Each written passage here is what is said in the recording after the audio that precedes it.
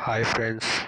आज हम six class के सामाजिक विज्ञान के अध्याय 8 का अध्ययन करेंगे, जिसका नाम है हमारा सामाजिक परिवेश।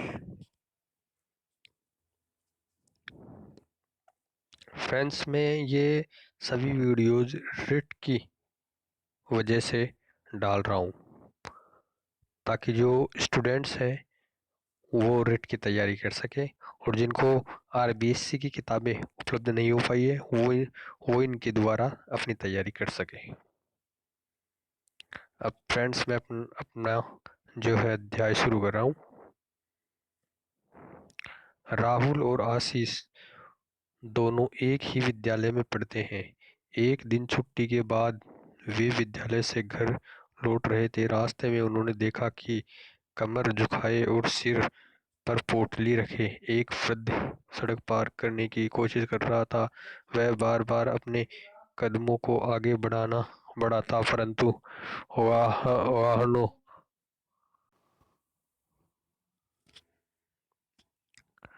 आगे बढ़ाता है, परंतु वाहनों के रेलम-पेल के बीच उसे लड़खड़ाते हुए वापस लौट आना पड़ता है। वे दोनों लड़के जब आ, उसके पास से गुजरते थे तो राहुल ने उसका मजाक बनाते हुए कहा, अरे मरेगा क्या, इधर ही खड़ा रह। परंतु आशीष ने विनम्रता से कहा, बाबा मैं आपको सड़क पार करवाता हूँ। आशीष ने वृद्ध को सड़क पार करवा दी। आशीष को सेवा व एक दूसरे की मदद करने की यह शिक्षा उसे अपने परिवार से प्राप्त हुई थी। परिवार परिवार सड़क की समाज की परिवार समाज की सबसे छोटी इकाई है। हम में से हर कोई एक परिवार में पैदा हुआ है। बालक की प्रथम पाठशाला उसका परिवार ही होता है, जहाँ उसमें स्नेह, दया, सहयोग, सहकार, क्षमा आदि गुणों का विकास होता है। बड़ों का आदर करना, अतिथियों का सत्कार करना तथा सभी के साथ मिलजुल कर रहना बालक परिवार में रहकर सीखता है। व्यक्ति समाज की परंपराएं व संस्कार भी परिवार में रहकर सीखता है। समाज में मिलजुल कर रहने की शिक्षा बालक को परिवार से मिलती है। परिवार हमारे जीवन का अभिन्न अंग है। आप अपने घर में अपने माता पिता और भाई बहनों के साथ रहते हो। यहाँ यह आपका परिवार है। इस प्रकार का परिवार एकल परिवार कहलाता है। एकल परिवार का अर्थ है विवाहित युगल और उनके बीच बच्चे हो सकता है। आपके दादा दादी, ताऊ ताई, चाचा चाची, बुआ आदि भी आपके साथ रहते हो। ऐसा परिवार जिसमें उक्त सभी एक साथ रहते हो संयुक्त परिवार कहलाता है। परिवार में सभी सदस्य मिलजुल कर रहते हैं और सभी अपनी अपनी जिम्मेदारियां निभाते हैं। घर के सभी सदस्य मिलजुल कर घरेलू कार्यों की जिम्मेदारी निभाते हैं। आप भी घरेलू कार्यों में अपने परिवार का सहयोग करते होंगे। परिवार के युवा व बड़े सदस्य आर्थिक साधन जुटाने की जिम्मेदारी भी उठाते हैं। ये लोग खेती, नौकरी या व्यापार आदि विभिन्न कार्यों में संलग्न रहते हैं। वर्तमान समय में महिलाएं पुरुषों के समान नौकरी, व्यापार आदि कार्यों में बराबरी से अपनी भूमिका निभा रही है। हो सकता है कि आपकी माँ घर से बाहर काम करती हो या घर पर ही रहकर आर्थिक सहयोग का कोई काम करती हो। हम देखते हैं कि गाँवों में स्त्रियां घरेलू कार्यों के साथ साथ ही पुरुषों के साथ कृषि एवं पशुपालन का कार्य भी करती है। परिवार बच्चे भी इन कार्य कामों में बड़ों की सहायता करते हैं। इस घर के सभी सदस्य अपनी क्षमता अनुसार सहयोग करते हैं। भारत में सामान्यतः संयुक्त परिवार प्रथा का ज़्यादा प्रचलन रहा है। बदलते सामाजिक परिवेश में संयुक्त परिवारों का स्थान एकल व छोटे परिवार लेते जा रहे हैं। वर्तमान समय में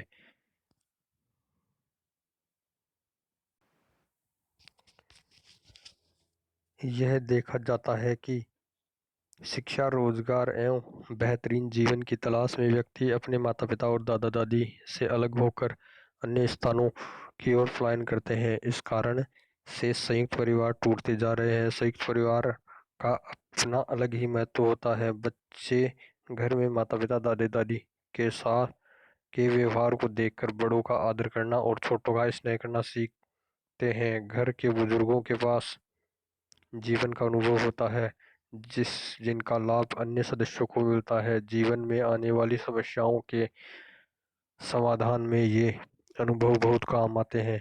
दादा आते हैं दादी नानी का प्यार और उनकी कहानियाँ तो जीवन भर याद आती हैं। बड़ों के संरक्षण में परिवार के सभी सदस्य निश्चित और आनंदित रहते हैं। बच्चों हमें बड़े बुजुर्गों का आदर करना चाहिए और उनके अनुभवों का लाभ उठाना चाहिए। परिवार में पारस्परिक निर्भरता। परिवार के सदस्य सुख दुख और परेशानी में एक दूसरे के काम आते हैं। बच्चों की किलकारियाँ, बाल सुलभ चेष्टाएं और जिज्ञासाएं परिवार को आनंद देती है। कुछ बड़े होने पर बच्चे बड़ों के कार्यों में सहयोग देते हैं। भाग दौड़ के ऐसे काम जिनसे बड़े थक जाते हैं उन्हें बच्चे खेल खेल में ही पूरा कर देते हैं। हम देखते हैं कि परिवार के सभी सदस्यों का स्वभाव और रुचि अलग अलग होते हुए भी वे एक साथ रहते हैं। फ्रेंड्स, आप जो है इस गतिविधि को इस प्रकार देख सकते हैं। इसमें ये देख लीजिए फ्रेंड्स, इस प्रकार होता है। हमारे पड़ोस राम और मोहन के परिवार सीतापुर नाम के गांव में रहते हैं। दोनों परिवार एक दूसरे के पड़ोसी हैं। राम का परिवार गरीब है तो मोहन का परिवार सुख संपन्न है। उसके खेत बड़े हैं और उसके पास एक ट्रैक्टर भी है। डॉक्टर उस गांव से 8 किलोमीटर दूर बदलापुर गांव में ही उपलब्ध है। एक दिन आधी रात के लगभग राम के बेटे के पेट में अचानक दर्द हुआ। जब पड़ोसी मोहन को इस बात की जानकारी हुई, वह उसके लड़के को अपने ट्रैक्टर से बदलापुर में डॉक्टर के पास ले गया। बच्चों परिवार के सदस्यों के बाद हमारे सबसे निकट पड़ोसी होते हैं। अच्छे पड़ोसी मिलजुल कर रहते हैं और सुख दुख में एक दूसरे के काम आते हैं। आनंद के अवसर पर पड़ोसी मिलकर आनंद को बढ़ाते हैं। दुख दर्द का समय भी पड़ोसियों के सहयोग से आसानी से गुजर जाता है। अतः छोटी छोटी बातों पर ध्यान न देते हुए सभी पड़ोसियों से अच्छे संबंध बनाए रखने चाहिए।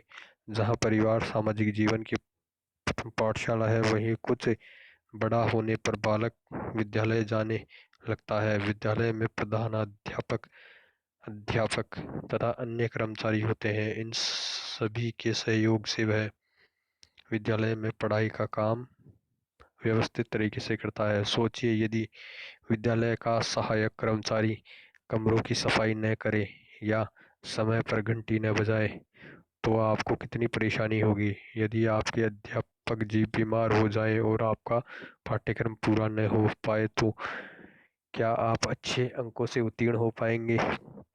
अतः सभी का कार्य महत्वपूर्ण होता है। सबके आपसी सहयोग से ही विद्यालय में व्यवस्थित तरीके से पढ़ाई चल सकती है। विद्यार्थियों को भी अनुशासित रहना आवश्यक है। कक्षा के होशियार बच्चों को कमजोर सहपाठियों की सहायता करनी चाहिए।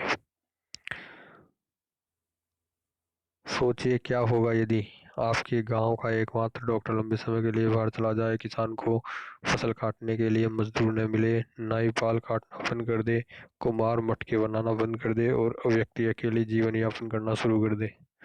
हमारा समाज व्यक्ति